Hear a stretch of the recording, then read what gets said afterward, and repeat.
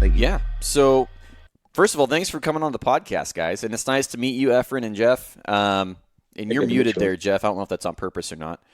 But, Yeah, okay. I appreciate you guys taking the time out of your schedule to come talk to me about your Western Hunt Fest. And Guy is kind of the middle of the spider's web here. So, he That's kind of typical kind with of just us, isn't it? connects to everybody, doesn't he? yeah, absolutely.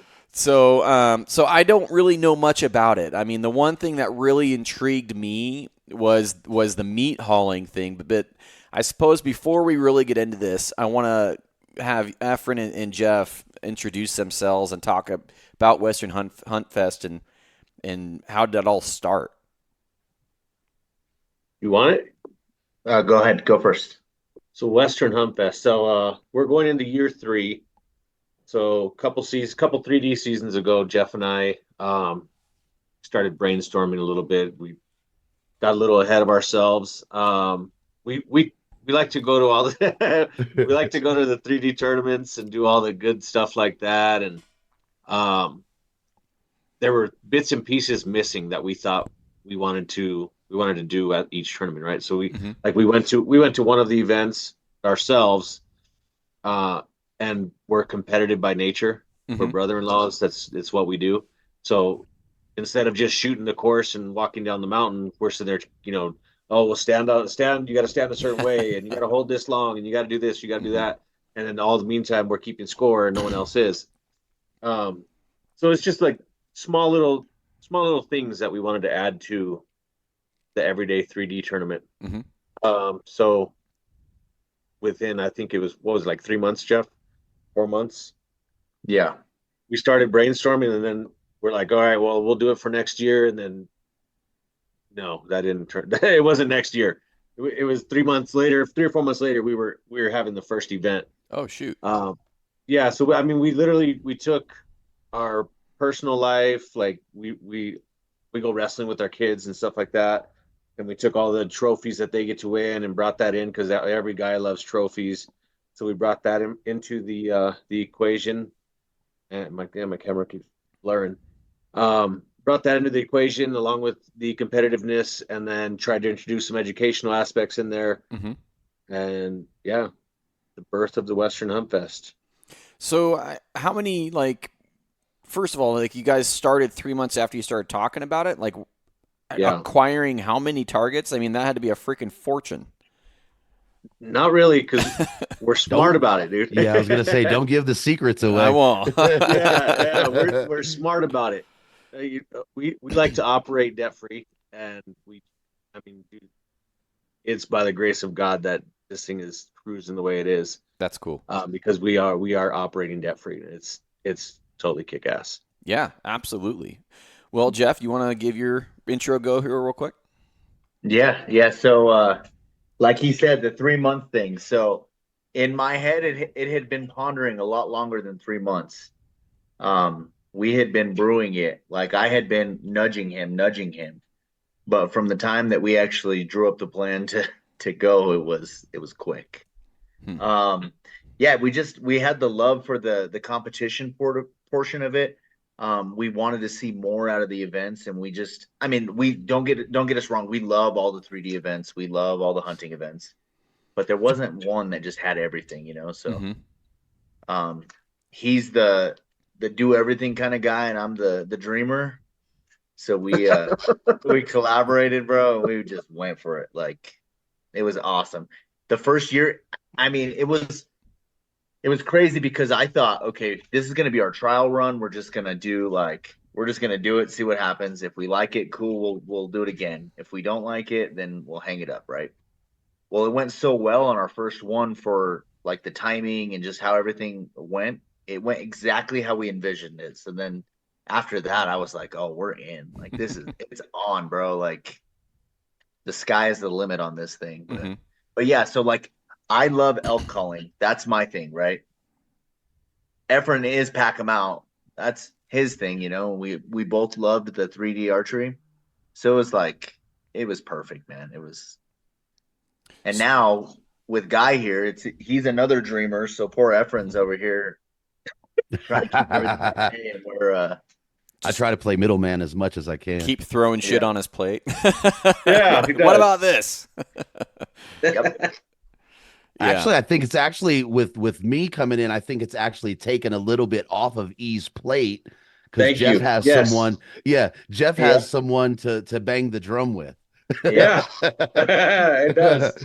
So it's That is kind of like true. this, I'm sitting in the middle and I kind of meld our business side with our dreamy built this son of a bitch side. Hmm. So I think it frees E a little bit, right? To Yeah. to Hell yeah. really focus on kind of the kind of the CEO type chores of everything. And hone in on contracts and things like that. So and then the three of us in terms of our friendship, the dynamic works so well um, that it's and Isn't they no. might be like, this guy's fucking stupid, but it's like it sounds cliche, but it's kismet, right? It was like if there couldn't be a more perfect trio for this event, Hmm. because we're all passionate about it, but we all see it down different avenues, but those avenues come together, you know what I mean, at the end of the road, so to speak. And we're able to blend this thing, and just the passion behind it is really, is really what got me excited about it.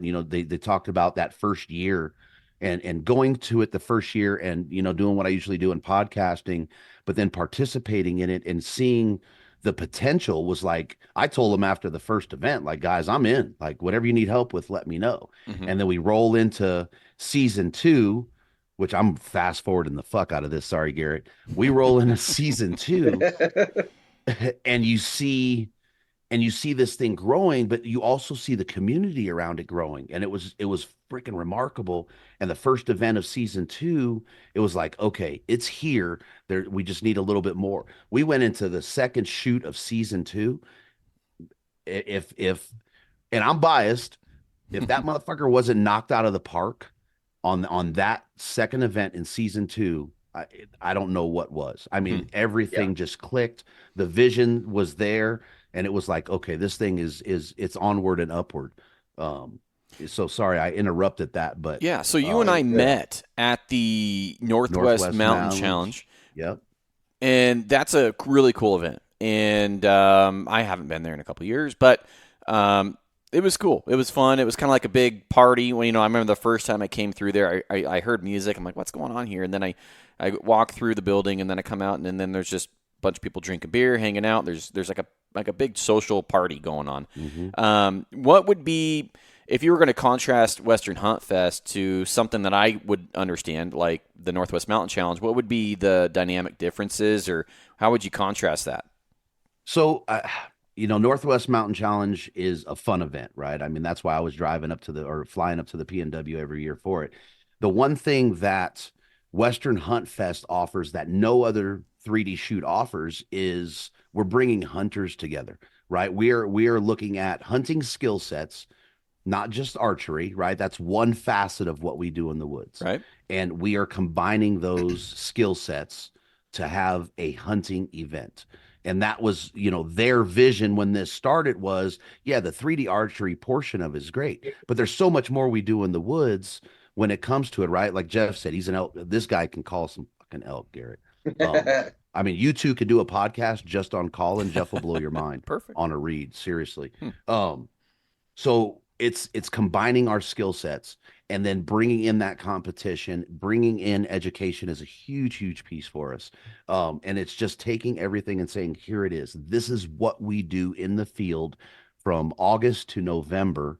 And if we get a chance to go beyond that. So that's really what the divide is, where, again, no offense to any other shoot, but it's 3D focused, fun shoot. We're really not testing all of our skill sets. Right. So you're kind of just taking what, like the calling, the packing, the shooting. Is there any other areas that you're testing these I guess Endurance. endurance? Endurance, education. Yes. Yeah. How are you You guys said testing that like I that said, aspect? we're bringing hunters together. I mean, it's not necessarily just the hunters though. We're potentially turning target shooters into hunters because of the educational aspects that we bring to the events, or even non-hunters into hunters. Just in talking to people, around town or whatnot, it'll lead into, yeah, I want to try to hunt, I want to try to shoot, and then that leads into more, and then next thing you know, you've just built another hunter. Hmm. So So with yeah, the education aspect and the endurance aspect, can you walk me through what that looks like? yeah. So as far as like the education, so we have education implemented in all of the events. Hmm. So like starting with our 3D archery isn't just a 3D archery tournament per se. It's we have hunt specific tasks attached to each shot. So like for instance, you and I, us four are at a target. We're gonna have to hold our bow for 30 seconds before releasing our arrow, Okay. and then we add like cool little like if you held it for 25, then take 5 points off of your score. Or like we have another one where we crawl from one pin to another pin, then shoot from our knees. So we're adding like situations that you would come across while you're hunting into each shot so that the guys that are seasoned and new understand, okay, I've done this before. I understand that I can shoot from my knees, or I can shoot from a weird angle as long as I watch my bubble, or Right. things like that. So like we add education in all the different aspects of the event, starting with the 3D archery, and then going into the elk calling. We have a raking tree, which is unique to our event. We use a real tree Hmm. where they're raking on. We're encouraging them to make different sounds. We had a guy grab a water bottle and he poured it out to sound like he was urinating. Yeah, Clever. like Hmm. yeah, it's awesome. So we throw props in there. We just add a bunch so that guys are getting more engaged. We also we judge the calling contest on how well they understand the linguistics of the elk talk.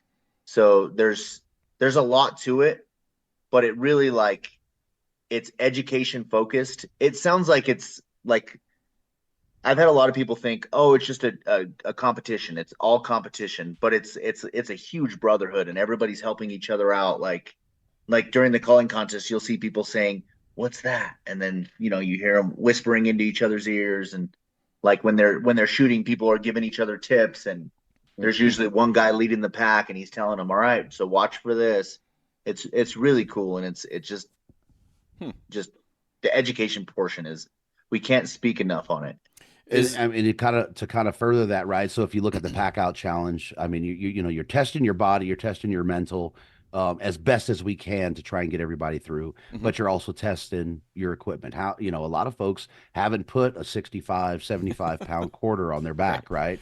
And right. and one of the big eye openers was looking at how people load their packs, look at their pack fit, how that pack is functioning, right? So, the pack fit seminar that Amanda with Kafaru put on last year, it was a necessity. We're watching folks come in with their hip suspension up at their numbers. I mean, literally, Hmm. right? Where their hip suspension's not connected to the bag right. The load lifters are flapping in the wind because they're not hooked up. And then if you look at the elk calling comp, we have Joe Gilly out doing seminars, Jermaine Hodge doing seminars, Tony Gilbertson will join us this year doing seminars. These Perfect. guys are our judges for the elk calling comp. Oh, So go to any other elk calling comp and compete, and then walk up to the judges after that and say, "Hey, what did I score? What could I have done better?" And yep. these guys are going to stop and take the time and give you that instruction at the event the best they can, right? I mean, hmm barring we have 200 people blowing, tubes at the event, no being. Um, so I mean, again, plus the seminars. Yeah, so just to add that stuff in there. I like how that Yeah. you guys got really experienced elk hunters as judges, and they're not tied. Some of them might be a little tied, but they're not tied to a certain product. I mean, they won't have certain biases, like Right. some of the judges will, and I think that's pretty darn cool, and especially with Joe there. I mean, that guy and Jermaine Hodge too. I don't know the other guy that you guys mentioned. I don't So think. Tony is the bearded elk whisperer. I don't think I've Tony ever. Gilbertson. Yeah, I've never talked to Tony's him. up. Yeah, Tony is actually a really good dude. I mean, super sweet on the diaphragm. Hmm, But linguistically, the guy is close to second to none. perfect. And he has one of the world championships under his belt, and still competing, but a Right. sweetheart of a man. So That's a pretty cool rock star panel you guys got there. yeah, yeah. Well, we just got to get you out to the events and do some talking and judging, Yes. buddy. I don't know. I I probably know. yeah. I don't know. I sometimes I can be pretty blunt and trim people off, but you know, it But Garrett, that's part of it, right? I mean, if everybody got up there and thought that they should have scored, a straight 10 right. on everything they did, they're not going to advance, right? So, and I'm bad, right? I'm up there emceeing, and I've let out a couple laughs or like turned my head like, holy shit, man. Right.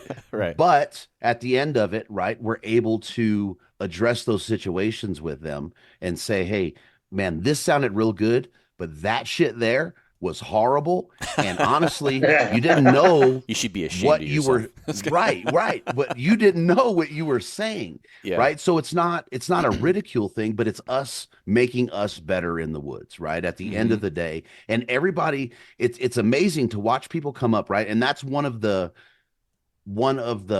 stops for a lot of people is getting up and calling in front of someone, right? If you can't get up and call in front of your peers when you're, in the red zone with that bull, how are you going to get enough cojones to keep that going and not second guess yourself unless you're putting yourself in that, and that's as much pressure High as we can stress. offer in that Yeah. realm. Yeah. Yeah. You know, so That's it that's all kind interesting. of comes together into it. Yeah, I mean, most people lose it at the chuckles, in my opinion. I mean, if I'm out in the woods and I'm hearing bugles, I'm waiting for the chuckles to see if it's a Right. human or not. That's Yep. like my number one Absolutely. giveaway. But Yep. so that would be fun. It's fun. It's always more fun being a judge than it is a competitor. so, Yep. Yeah. so, And we've watched that grow, right? I think the first elk calling comp, there may have been 7 to 8 folks doing it. Something And like that. last year at Bailey, we had women. We do a kids calling event, and then we had 22 men that walked up and took it on and did really well at both events. So yeah. Well, I can tell you my weakest point's my chuckling, and I always told my hunting partner Brad, I'm like, dude, I don't want anything out of your bugle except your chuckle. Like I've worked with him trying to get my chuckles the best I can because his is like some of the best. Like if he would call me in. I mean, 100% he'd call me in, and it's like, dude, I don't know what you're doing different, but I'm gonna figure it out, and I'm gonna take your chuckles from you, and then I'm gonna have like the perfect bugle. But hell because yeah. I get the volume over him, but he's like, and like, we say it all the time, is like, I'll try and locate most of the time, it seems like, and then if need be, he'll bust it out if we get into close range or something. But it's just everybody has their own little area of brilliance in that Mhm. calling sequence. Like my buddy James has the cow calls. It's like, dude, I do not, and he uses the tip of his tongue like a sociopath. Like, I do not know how you do that. I just watch him call, and it's That just is like, oh. hilarious. So fill me in on the packing out portion of it, because that was something that I was thinking, I'm like, dude, I know some guys that would crush that. But I'm also seeing some of the videos, and you guys got some guys that are just look like animals on there that are just straight up getting it. They don't look like it. They are. Right. I mean, I don't. Yeah. So fill me in on the pack out portion of that. Who wants it? You want Go me to ahead. do it? Just All take right. it. You So don't have to the ask. pack out challenge it's just that. It's a simulated bull elk. Mhm. You've got so picture you've made that shot, the Western Huntfest. You've gone through the course, you've made your shot. You're in the backcountry now, and you've got a down bull, and you've got to get him out. So that's the scenario we're trying to put in front of you. So you've got two rear quarters, which are sandbags, roughly 60 to 62-ish pounds. Uh-huh. And then you've got two fronts that are like 45. Is that right, Jeff? Yep, 45. Two fronts that are like 45, and then you got four of your scrap meat bags at 10 pounds a piece, so another 40 pounds, a dead head, and then your bow 1 round, just as if you're coming out. So the moment you start loading your pack, we hit a timer, and there's a marked course. You run the course, walk the course, whatever you want to do. Then as fastest time wins. How So far is it? you've got to get everything around the course one time. Whether you're going to try to do it in one load or 2 loads, 3 loads, 4 loads, doesn't matter how you do it. As long as your bow goes once, the head goes once, and all the bags go around. Um, there's a men's division, women's division this year, and then a team, which could consist of however you want to make it, you and your buddy, you and your wife, whatever. Two women, doesn't matter. Um, but dude, it's challenging. It's absolutely challenging. It will test your ability. It will put that baseline. It'll start that baseline for you on should you be 2 miles in or should you be still hunting off the road. You know what I mean? Right. It's an absolute kick in the nuts. Like if you think you should be, if you're like, yeah, I've been hiking in 7 miles and I haven't filled my tag yet. Well, maybe you shouldn't be because you weren't able to do the 1.2 miles. Yeah. So, how far of a pack out is it? I think the first year was almost a mile. Is that right? Like 0.96. It for was year just one. under a mile. Yep. And then first event last year was just a little over a mile. Yeah. Yeah, if you did two rounds, it was 3 miles. Yeah. It was a killer. And then we'd shortened it up back in Bailey at the end of last season. But all the courses offer a little something different. The terrain's going to be different at every location that we go to. Mm-hmm. For instance, in Raton, you get a little bit of elevation. There's a lot of loose footing that you don't get as much of in Bailey. You get a lot of the ups and downs in Bailey. Mm-hmm. So, and then Reno this year is going to be an absolute killer for people that think it's going to be a cakewalk. It's not. Like that facility there at Silver Arrow Bowman is going to be nuts. Yeah. So, and then we even made them cross a fence. We did. We did a fence. We made them cross the fence, so we get technical with it. Huh. Yeah. We try to make it as realistic as possible. Right. And so how much total weight are you guys having them pack out total then? Do you guys know? It was around 280. There you go. That's pretty realistic then. I mean, that's really realistic. Yeah. And then for the women, it's a simulated mule deer. They're not running the elk out. Yeah. And how heavy are the hinds? Are you guys giving the hinds? 65 on the bull. 62 is what I believe we had. Yeah, I think the hinds are 62. I'll pull up the notes to make sure we're on par with that. But you guys are being a little nice there on that end. You're a little light. So initially, our first one we had him at 68. Uh-huh. We had him at 68 and 48, and then we toned it down a little bit because we just wanted to see. We wanted participation. We wanted everybody to try it. Right. The belts and the trophies are super cool, but the experience is way better. Like, yeah. Like we want every single person that attends to go run this so that they understand like where they're at and their journey of the preseason preparation, Yeah, no, that's totally fair. I wouldn't want a bunch of people out there with 100-pound packs, I don't think people, I mean, I have a rule. I don't do anything above 100 pounds. I will not do it. Like for me, it's not safe. It's not good on my body. I just don't do it. I don't like it. And so I try and keep mine always around 80, somewhere around there. And that's a lot of weight. I mean, people like to puff their chest out and stuff. And I'm really curious to how a lot of these warriors out there are like, yeah, I do 150 pounds for 5 miles. Like, dude, bullshit. Like, bullshit. Maybe sign up for an event. Sign up for an event and come prove it. Prove that, because I helped pack out. I had the worst pack out I've ever had this year. My buddy shot a bull in the bottom of a drainage, 2 miles, all uphill on the way out. And it took, I think we had 6 guys over 4 hours to get it out. And I packed probably 75, 80 pounds. And my buddy probably had 110, and because he had the head and some scrap. And I literally, my body, like, I thought I brought a couple Gatorades. That wasn't enough. My body literally gave out on me about 200 yards from the truck, to where I had to pull myself up into my truck. I called my wife. I'm like, you need to go buy me some like magnesium and some other shit, because my body is fucked. Yeah, and I still have it in the kitchen there. But that was eye opening for me. It's like, man, I need to take my hydration and pre-hydrate and make sure that I have things when I'm in the backcountry, because that for me was an eye-opening experience. And I know that what you guys are doing is going to have that same impact on people too. Like, and my favorite thing that you guys have said is should you be hunting 7 miles deep?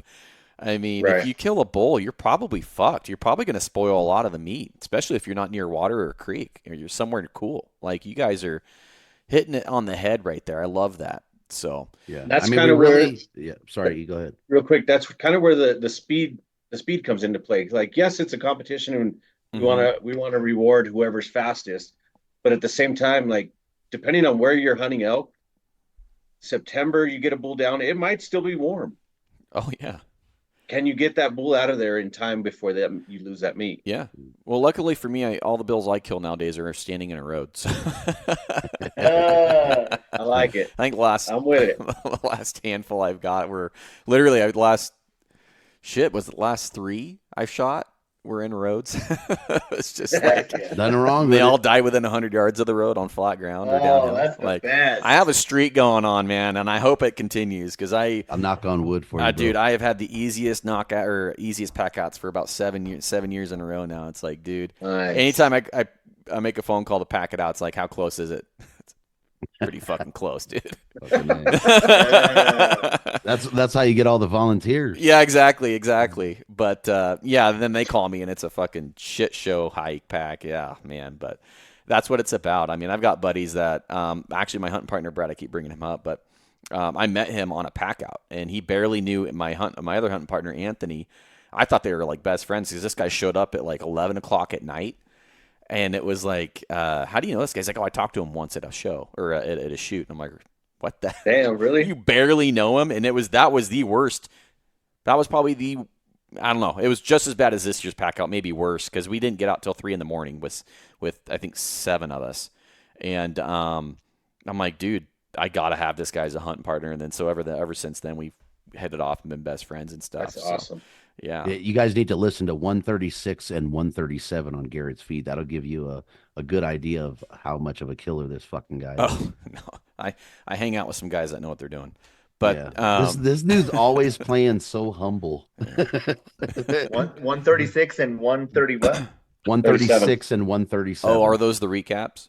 Yeah, that's your Yeah, recap. From my last group year. had a phenomenal year this year. We should have Excellent had 3 more bulls on the ground, but shit Dang. happens, But anyways, so tell me about the shooting aspect. Are you guys going 100+ yard? Are you guys going like I understand that you guys are doing some time weighted stuff, like endurance stuff.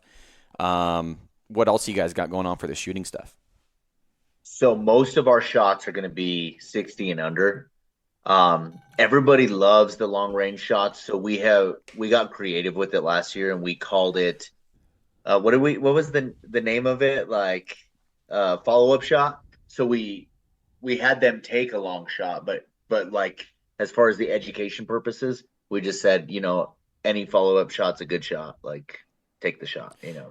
But like most of our shots are real hunting scenarios. So we're gonna have like the quartering aways, like Yes. we're gonna have like we've played with the frontal. We're gonna geek out on it this year.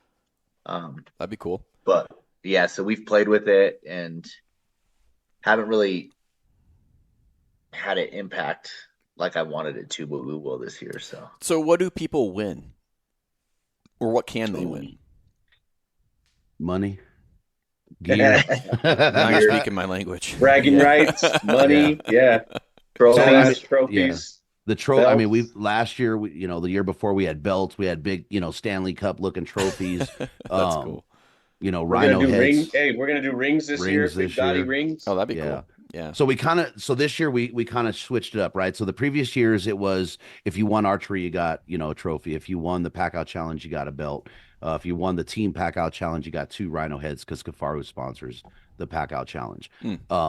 And what we've done, because we want everyone to participate in all facets of the event, is we combined your point scores. So we have a championship event. That's the 5th event for this season. And you got a podium at an individual event. And that means point totals for elk calling, for the pack out challenge, for you take one of your 3D scores. And we added the sprint challenge this year, which is kind of the leveler between the guys that shoot really well and the guys that pack out really well. So this event combines both of them, some endurance, some elevated heart rate, and just keeping steady on your shot. So you take those point totals, and that's how you'll podium at an event. And then it's an invite to the Bailey event Mm. to basically have the showdown from between all the badass women, all the badass men, and then that prize package for that event is right now loaded with gear. There's going to be a cash prize associated with it, amount undisclosed at the moment, but it's going to carry probably three zeros at the end of it, and that'll grow as we grow. So That's awesome. the prize package is no shit if you make it to the ship. Yeah, I like that. And for the folks that obviously can't see, there's a cam trophy, I guess, or something you dangle around Yeah, your neck. Yeah. Jeff is the trophy making king. Sasquatch packing out a bowl. That's pretty cool. Is that bronze? It's bronze coated. That's pretty sick. Yeah. It's not real bronze. Okay. It's Yeah, that's pretty awesome, guys. And so where's your guys' shoots at this year? We have Raton, New Mexico at the NRA Whittington Center. Then we moved to Cameo Shooting and Education Complex on the western slope of Colorado. We have Reno at Silver Arrow Bowman, Air Force Academy in Colorado Springs, and then we'll finish the season up at American Bowman in Bailey for the ship. Listening to you guys talk about like wanting to test a hunter and all the aspects, I would love, and you can take this idea or leave it, love to have a few targets or some sort of competition that involves a fixed blade broadhead and how accurately you can shoot that at 80 yards or whatever yardage you guys have. Yeah, and that we had that discussion in one of our meetings, and the only issue is at our venues is getting the okay for broadheads. So we have to deal with that, right? Because most of these places don't allow you to shoot broadheads. Right. Um, Yeah. and there's other issues that come along with that, on the ownership side of it that we have to deal with as well. So that is definitely something that we discussed, and we want to see, brought into the event. Yeah, because I would love to see whose bows can actually fling a broadhead and at different Yes. elevations, and I think that'd be really fun to watch. That would be fun to watch, straight up. Mhm. But at least at a couple events this year, we will have a long range broadhead target with broadheads. And when we There. say when he says long range, we're going back to the early Garrett Weaver days of like world record long range. you're going that far? It's going to be far. Holy There's shit! gonna be If Jeff has his druthers, it will be a world, like a world record Oh shot. my God. I hope you have a mountain range or something that you can aim at behind you, because you're going to need Yeah, something to you aim at. need something tall. Yeah, yeah. Because anything past really 100 is just not that you'd ever shoot anything that far away, but there's some It's guys out fun, here that dude. there's some guys out here now that have gotten into bow hunting that are just absolute freaks that can shoot Oh yeah. 130, Yeah, we've met some of them. 140, no problem, just absolute freaking studs. But so I guess with the event, do you guys have any you guys have seminars and stuff, right? Yes, sir. And tell me what all the seminars cover. Are you guys talking about bear, elk, calling? What do the seminars look like? Right now, it's primarily focused on elk calling. Right, it's just one of those things that fits into the genre, if you will, at the moment. Mm-hmm. Kafaru, Amanda Rowe with Kafaru puts on a excellent pack fit seminar, right? Fit and function seminar, just runs through the pack, how your pack should fit, Mm-hmm. and why it has the features it has.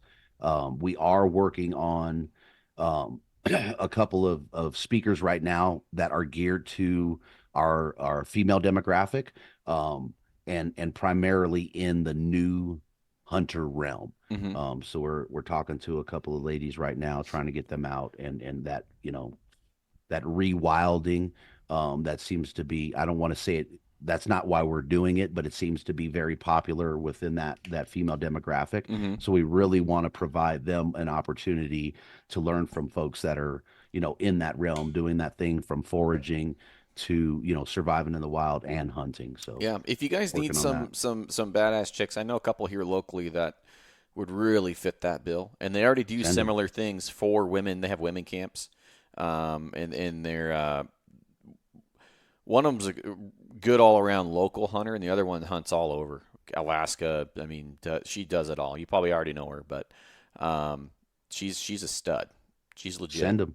So, Send them. I mean, we really want to. I mean, when you look at the event on a whole, both these guys are family men, right? Their kids are still at home. Their kids are young, mhm, and in order to not take away from that family time while doing this event, it had to be centered around their families being there as well, right? So mm, that was something that we've brought into it. We got a kids 3D archery range.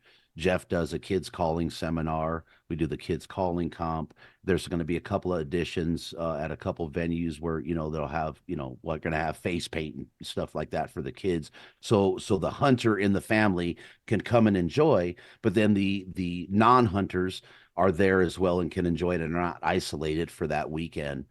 We really want it to be a family event, sort of like you saw. I mean, honestly, at Northwest Mountain Challenge, that was mhm, one of the best things about that, right? Is it was a right. kind of a whole family event, Yeah, and and that's at really where night, we want to go. yeah, at night they showed the full draw film tour on a big Hmm. screen, and that was pretty cool. Under the stars, you could watch a really cool elk hunting film, and I mean it's a great event, but it sounds like you guys have a lot more uh, avenues for folks that want to do this or do that or test themselves here, and I really love that you guys are testing shooting ability. I think that's so awesome. I mean, I've yeah, I mean, I think you guys are really hitting the nail on the head for what I would like to Thank you. see in a shoot. I think you guys are doing a great job based off what you're telling me. Yeah, I So, mean, we Yeah. really wanted it to be the litmus test for season, right? I mean, hmm the events are fairly early enough for you to go and hone in those weak points. And hmm if you look at, like Hunt Hike Harvest runs, helps us run the pack out challenge, and these guys have strength and conditioning, sports backgrounds. They deal with, major league pros all the way to D1 athletes, hmm and they're the ones that are helping with that and taking the data from that pack out challenge and saying, hey, you can consult, and this is what we think you should be doing to further prepare for season. right. Here's your weak point, and looking at metrics that those PhD guys know to help us improve in that realm as hunters. So it's a cool event, man. We really, really want to be the proving grounds for season. Yeah. How fast are guys doing? Like you guys did a mile your first year. How fast were these guys doing that? They're freaks. Yeah, the fast. Just- I think the fastest complete time that first year in Bailey was what, just under 25 minutes, if I remember correctly. Hmm. Yeah, That I might that was have that info somewhere. per lap. That was per lap. Hey, one more thing, back to the kids. hmm So, another thing that we always forget to mention is like we live in Colorado, and the big game hunting age requirement for hunting is 12 years old. hmm At 12 years old, kids are already interested in other things. So we really want to push like not force our kids into hunting or force our kids into the outdoors, but we want to give them an avenue to where they can pick it up and learn to love it at an earlier age than 12 years old when it's too late and hmm they've already had interest in other things, so Yeah. like that's one little thing that I always forget to mention that is really important to me specifically is Right. I want my kids heavily involved so that the future generation will pass this on and keep sharing the love for it and understand why we do it and Yeah. just Well, some of my earliest memories were dragging a fiberglass little longbow around the shooting courses with my dad and and 3D shoots and stuff, and then I'd leave it behind and we'd have to go back and get it because I got tired of carrying it. Like I don't know how old I was, super young though, but I mean those are good memories, and if you guys are allowing folks and giving people a chance to make those memories themselves, and obviously that stuck with me, right? Because I'm still doing it to this day, and I just think Yep. that the family aspect of it is really good. I mean, not in with the Northwest Mountain Challenge, there is a family aspect to it, but there's also kind of a big bro mentality to it. Like I don't know, I just feel like there needs to be more of an element there than just the bro element. not Mhm. born and raised outdoors, just like kind of like the flat brim bro, like oh bro kind of thing. I Right. just Yeah. that turns me off. But Yeah. it just yeah, I think I didn't know you guys' event had that much to it, man. That's really cool. A lot And of it's moving just, parts, right? yeah, Yes, it tip of the sounds iceberg. like it. Yeah, yeah. Now you just need to get the Tony Wintrip there to sing some elk country music, and Actually, Tony was like, I'll get there. oh, I'm sure. I'm sure. You know who I've always wanted to see together because I swear to God they're brothers is Jim Huntsman Yes, and sir. Tony I Wintrip. knew it. Yeah. They are fucking They're damn related. related, They dude. have They to be have to related. be. They Yeah, have to be. it's like two guys that live hundreds or thousands of mile apart, and dude, they are so Yeah. freaking similar. Oh, it's They are crazy. both like uplifters, like nothing going wrong, duck swimming on the pond kind of thing, just rolls right off their back. I mean, Tony's a super cool guy, and the guy's a killer too, by the way. I Yeah. mean, that guy's an elk Stud. slaying machine. Yeah, we get Jim to play the drums while Tony sings and strums the guitar, man. It's the combo right there, buddy. So, was there anything else that I'm missing, guys, that would really pull somebody to your event, or how much does it cost? What's that look like? Got Waiting on. it. Who's on first? It's cheap, man. We have it at $100 right now, don't we? Yep. Yeah, 100 so bucks it's for 2 days. $100 For 2 It's days. $100 a shooter. That gets you 2 days. That gets you the seminars, and that gets you in. So normally, the first 2 seasons, it was extra for the pack out. It was extra if you wanted to get into the calling contest. Everything was a little extra, but being that we are pushing the educational aspect and we want everybody to get involved, we're Hmm. leaving it at $100, and it's an all inclusive now. So Yeah. for the $100, you get both days. You get to any of the seminars you want to sit in at. You get to call. You get to do the pack out challenge. Whatever it is you want to do, you can come experience it for only Yeah. $100. And how many people are you hoping to get to these events this year? You guys have a goal, or do you have a capacity that you can Some of the host? places, yeah, some of the places have a cap on them. Like Bailey has a cap on it. So one thing we did not touch on is Bailey is an invite for certain shooters, but you can definitely go online and sign up to come shoot with those competitors. Um, but they do have a cap. So Bailey will have a cap. Air Force Academy is going to be capped at probably like 300. Okay. Um, but some of these other venues, I mean, We're wide it's open. it's endless. Interesting. So if somebody like killed it in the archery and didn't compete in the pack out, are they going to go on to the finals, or do they have to And compete in all of them? very unlikely that one event is going to pull you into Bailey. Okay. Right. Right, because what we're looking at, right, one of the mottos is there's no second place, right? I mean, there's no participation fucking trophies at these events. So if you're going to shine, you're going to have to shine in at least 3 events to really push it. um To the get that plan first is, shoot. yeah, the plan is to have, in the men's division, excuse me, 3 to 4 competitors that are invited to Bailey at each event. Same thing with the women's. Hmm. So, going and being really strong in archery, you're only allowed one archery score for the weekend. So one course. If you got someone, that shoots lights out, but you got somebody that shoots mediocre and competes in the sprint challenge, the pack out challenge, and the call comp, there's no way that you're gonna edge that person out. Mm. Right. So it really is. And that was part of the all inclusive. You're paying for it. Go test yourself. Right. Get better before season. This is how you're going to do it. So yeah, going to be hard for a single event type person to make it to Bailey. Now, if you decide I'm going to shoot lights out at 3 events, chances are you could be invited to Bailey Right. by that point total. So you can go multiple events and compete only in that one strong area. But what is that going to do come September, come October, or up where you guys are at come August? What is that going to really do for you in the woods? Right. Again, litmus test for season, right? It's not one skill set that's tested in September.